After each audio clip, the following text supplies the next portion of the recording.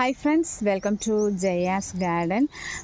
காலையில் இன்றைக்கி வந்த உடனேயே அறுவடை பண்ணியே ஆகணும் அப்படிங்கிற மாதிரி அறுவடை வீடியோ போட ஆரம்பிச்சிட்டேன். எவ்வளோ என்னால் பறிக்க முடியுதோ, என்ன மார்னிங் டைம் கிடையாது.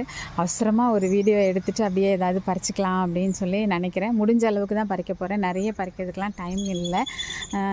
டெய்லி கொஞ்சம் கொஞ்சம் நிறைய பறித்து வச்சுக்கலாம். இன்றைக்கி யாருக்காவது ஷேர் பண்ணுறதுக்காக தான் பறிக்க போகிறேன். என்னென்ன பறிக்கிறேன் அப்படின்னு சொல்லிட்டு பார்க்கறதுக்கு முன்னாடி வீடியோக்குள்ளே போகிறதுக்கு முன்னாடி ஜெயாஸ் கார்டன் சேனலை சப்ஸ்கிரைப் பண்ணல அப்படின்னா சப்ஸ்கிரைப் பண்ணிக்கோங்க. அப்படியே பக்கத்தில் இருக்கக்கூடிய பெல் ஐக்கானை ஆல் ஆப்ஷன் போட்டு வச்சுக்கோங்க. அப்போ தான் நான் போடக்கூடிய பயனுள்ள தகவல்கள் உங்களுக்கு உடனுக்குடனே நோட்டிஃபிகேஷனில் வரும். ஃபஸ்ட்டு கத்திரிக்காயிலேருந்து ஸ்டார்ட் பண்ணலாம்.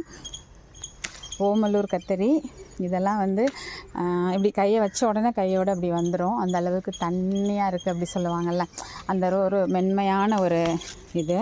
இங்கே பாருங்கள், ஓமலூர் கத்திரி, கொல்லம்பட்டி கத்திரி, அதுக்கப்புறம் கேரளா வழுதுணங்காய். இது மூணு பறிச்சிருக்கேன். எனக்குள்ள ஒரு வழுதுணங்காய் இங்கே இருங்க. ஸோ ஒரு வழியே இல்லை. இந்த வாரம் இந்த வழுதுணங்காய்க்காகவாவது, இந்த நீளமாக இருக்கக்கூடிய வெரைட்டி எல்லாமே வழுதுணங்காய் அப்படின்னு சொல்லுவாங்க. ஸோ இதுக்காகவே நான் ஒரு அவியல் வைக்க வேண்டிய கட்டாயம், வேறு வழியே இல்லை, அவியல் வச்சே ஆகணும். அது போக உருண்டை கத்தரியில் வெரைட்டி நிறைய கிடக்குது. அதையுமே இப்போ கொஞ்சம் நம்ம பறிச்சிக்கலாம் முடிஞ்ச அளவுக்கு.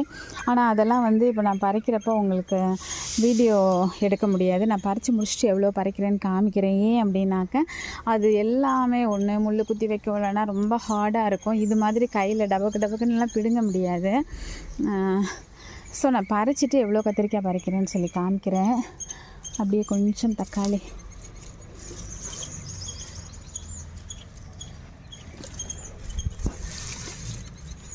ரொம்ப குட்டி ஆகிட்டே போகிறீங்க அடிக்கலாம்.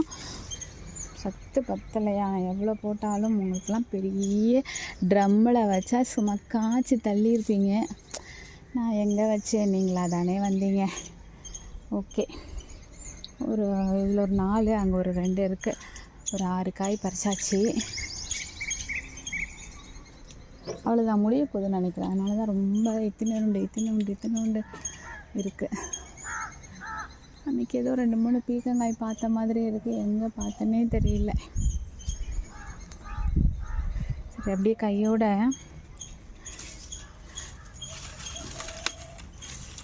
நிறைய இப்படி கீழே தொங்குறனால வாங்க இது அவ்வளோத்தையும் ஃபஸ்ட்டு துவையல், நாளைக்கு துவையல் அல்லது ஏதாச்சும் அது பொடுதலையில் துவையல் அரைக்கலாம். ஸோ பொடுதலை கொஞ்சம் பறிச்சுக்கிட்டு இவ்வளோ எடுத்தால் குறைய தான் வரும். இன்னும் கூட கொஞ்சம் பறிச்சிக்கலாம். ஏன்னா இங்கே பாருங்கள், எல்லா நிறைய தொட்டியில் இந்த மாதிரி தரை வரைக்கும் ஃபுல் தொட்டியில் உள்ளேயும் பறிக்க முடியாது, அவ்வளோ நிற்கிது. நிறைய தொட்டியில் இருக்குது. ஸோ நாளைக்கு இல்லைன்னா இன்றைக்கி நைட்டு கூட இன்றைக்கி உளுந்து கஞ்சி, குதிரைவாளியில் உளுந்தங்கஞ்சி வைக்க போகிறேன். ஸோ அதுக்கு கூட ஒரு துவையல் அரைச்சிக்கலாம். துவையல் ரொம்ப நல்லாயிருக்கும் இந்த மாதிரி பொடுதலை கீரையிலலாம் செய்கிறப்ப. அதுக்கப்புறம் இன்றைக்கி நம்ம ஷேரிங் தான், யாருக்காவது கொடுக்கணும்.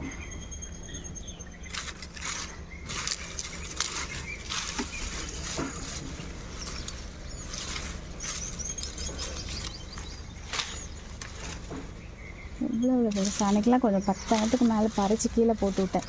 ஏன்னா அந்த பழகி ஏதாவது பண்ணி வச்சுட்டு போயிடுது. பறிச்சுட்டு காமிக்கிறேன். கொஞ்சம் நிறைய இருக்குது, ஒரு கழிச்சு பறிக்க முடியல என்னால். தேடி பறிக்கிறதுக்கெலாம் டைம் இல்லை. அதனால் கையில் கிடச்சதை மட்டும் பறிச்சிருக்கேன். அடுத்து கத்திரிக்காய் பறிச்சிட்டு ஓடி வந்துடுறேன்.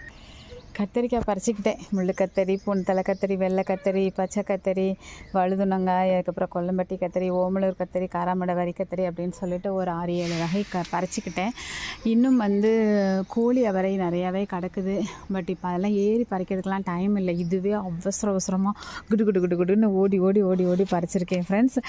இதுக்கு மேலே தேடி பறிக்கிறதுக்கும் நமக்கு டைம் இல்லை. இன்னுமே நிறைய இருக்குது. பட் இது எல்லாமே இப்போ யாருக்காவது ஷேர் பண்ணதுக்காக தான் நம்ம பறிக்கிறோம். நம்ம கீரை, பொடுதலை கீரை மட்டும்தான் நமக்கு தேவை, மற்றபடி வேறு எதுவும் தேவையில்லை. ஸோ ஓகே, இன்றைய அறுவடையை இதோடு முடிச்சுக்கலாம் அப்படின்னு நினைக்கிறேன். ஏன்னா ஒரு அவசரமாக நம்ம பறிச்சே ஆகணும், நிறைய இருக்குது, இல்லாட்டி முத்தி போயிடும், இல்லைனா பழுத்து போயிடும், யாருக்காவது கொடுத்தோன்னா கூட இன்னும் 2 நாள் கழிச்சு திருப்பி வந்துடும். அவ்வளோ குட்டி குட்டியாக இன்னும் நிறையவே கிடக்குது. ஸோ இதெல்லாம் அது மாதிரி பீக்கங்காயும் கடந்தது, வேறு வழியே இல்லை, பறிக்க டைம் இல்லை. ஸோ அதனால் விதைக்கு தான் விடுறேன். டபுள் பீன்ஸு அவ்வளோ போட்டேன், டபுள் பீன்ஸும் பறிக்கிறதுக்கே நேரம் இல்லை. கடைசி அவ்வளவும் விதையானவொன்னே விதையை எடுத்து இப்போ ஷேர் பண்ணதுக்கு தான் வச்சுருக்கேன். ஓரளவுக்கு தாங்க எந்த காய்னாலும் சமைச்சு சாப்பிட முடியுது. அதுக்கு மேலே அளவுக்கு அதிகமாக வர ஆரம்பிச்சிருச்சு அப்படின்னாக்கா நம்மளோட தேவைகளை விட அதிகமாக இருக்கும்போது நம்ம அதை வந்து யாருக்காவது கொடுக்கணும். அந்த கொடுக்குறதுமே ஒரு பெரிய வேலையாக இருக்குது. யாருக்கு கொடுக்குறேன்னு யோசிக்கணும். 2வது அதுக்கு ஒரு பேக்கிங்லாம் பண்ணி அதை எடுத்துகிட்டு போய் அதை கொடுத்து அது ஒரு பெரிய வேலையாக தான் இருக்குது. ஆனாலும் என்னங்க பண்ணுறது, வேஸ்ட் ஆக்க முடியுமா? இவ்வளோ தூரம் நம்மளை கஷ்டப்பட்டு ஒரு ஆர்கானிக்காக இருக்கக்கூடிய காய், அது எவ்வளோ விலை விற்கிதுக்கு ஆர்கானிக்காக உள்ள காய்கறிகள்லாம். அதனால் இப்படி வேஸ்ட்டும் ஆக்க முடியாது. மக்கள் பயன்பெறட்டும். ஓகே, இந்த வீடியோ உங்களுக்கு பிடிச்சிருக்குதா? அவசரமாக நான் பண்ண அட்டகாசமான அறுவடை உங்களுக்கு பிடிச்சிருக்குதா அப்படின்னு சொல்லுங்கள். ஆனால் கூட இது ஒரு 1 கிலோ இருக்கும்னு நினைக்கிறேன். இது ஒரு 1/4 கிலோ இருக்கும். கீரை எல்லாம் சேர்ந்துட்டு டெய்லியுமே ஒரு 100 ரூபாய் காய்கறி வந்து எனக்கு கிடச்சிக்கிட்டு இருக்குது. அப்படிங்கிறதுல எனக்கு பெரும் மகிழ்ச்சி. உங்களுக்கும் இதில் மகிழ்ச்சி இருந்தது அப்படின்னா கண்டிப்பாக கமெண்ட் பாக்ஸில் சொல்லுங்கள். பிடிச்சிருந்தா லைக் பண்ணுங்கள், ஷேர் பண்ணுங்கள், கமெண்ட் பண்ணுங்கள். மறக்காமல் சப்ஸ்கிரைப் பண்ணி சப்போர்ட் பண்ணுங்கள். ஓகேம்மா, ஹாப்பி கார்டனிங். செக்கர் பை, see you.